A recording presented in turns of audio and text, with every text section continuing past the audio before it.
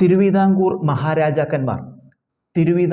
മഹാരാജാക്കന്മാർ part 3 ആയില്യം തിരുനാൾ. വിശാഖം തിരുനാൾ രാമവർമ്മയുടെ മുൻഗാമിയാണ്. തിരുവിതാംകൂറിലെ കർഷകരുടെ Magna Carta എന്നറിയപ്പെട്ട പണ്ടാരപ്പാട്ട വിളംബരം 1865 പുറപ്പെടുവിച്ചു. തിരുവിതാംകൂറിലെ കർഷകരുടെ മാഗ്ന കാർട്ട എന്നറിയപ്പെട്ട പണ്ടാരപ്പാട്ട വിളംബരം 1865 പുറപ്പെടുവിച്ചു. 1866 വിക്ടോറിയ രാജ്ഞിയിൽ നിന്ന് മഹാരാജാ പട്ടം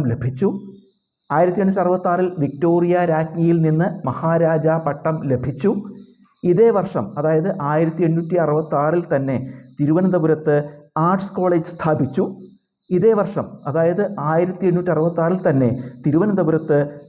കോളേജ് സ്ഥാപിച്ചു.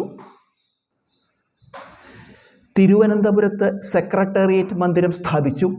1874 തിരുവനന്തപുരത്ത് നിയമവിദ്യാഭ്യാസം ആരംഭിച്ചു.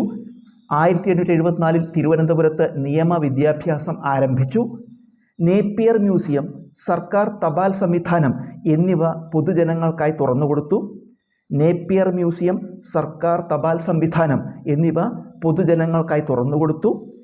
ഇദ്ദേഹത്തിൻ്റെ ദിവാനായിരുന്നു ടി മാധവറാവു. തിരുവിതാംകൂറിന് മാതൃകാ രാജ്യ പദവി ലഭിച്ചപ്പോൾ ഇദ്ദേഹമായിരുന്നു ഭരണാധികാരി.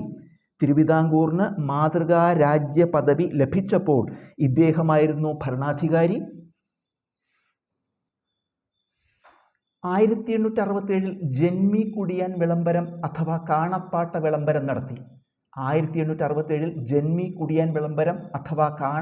വിളംബരം നടത്തി. പണ്ടാരപ്പാട്ട വിളംബരം വഴി കുടിയാന് സർക്കാർ വക പാട്ടവസ്തുക്കളുടെ മേൽ അധികാരം സ്ഥിരപ്പെടുത്തി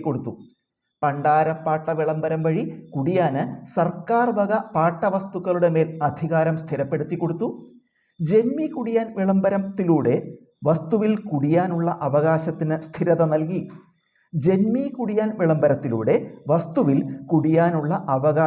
സ്ഥിരത നൽകി. കേരളത്തിലെ ആദ്യ ജനറൽ ആശുപത്രി, മാനസിക രോഗാശുപത്രി, പൂജപ്പുര സെൻട്രൽ ജയിൽ എന്നിവ ആരംഭിച്ചു.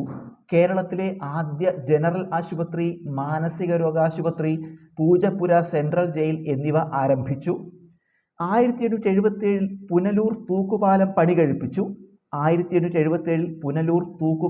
കഴിപ്പിച്ചു. വിക്ടോറിയ രാജ്ഞിയിൽ നിന്ന് കൈസർ ഇ ഹിന്ദ് പദവി ലഭിച്ചു. കേരളവർമ്മ വലിയ കോയിത്തമ്പുരാനെ അധ്യക്ഷനാക്കി പാഠപുസ്തക കമ്മിറ്റി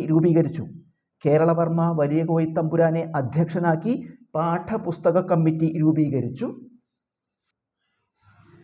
കേരളത്തിലെ ഏറ്റവും നീളം കൂടിയ റോഡായ MC റോഡിൻ്റെ പണി പൂർത്തീകരിച്ചപ്പോഴും പ്രാദേശിക ഭാഷാ വിദ്യാലയങ്ങൾ ആരംഭിച്ചപ്പോഴും സർക്കാർ ഉദ്യോഗസ്ഥർക്ക് നിർബന്ധിത വാക്സിൻ ആരംഭിച്ചപ്പോഴും ഇദ്ദേഹമായിരുന്നു തിരുവിതാംകൂറിലെ ഭരണാധികാരി.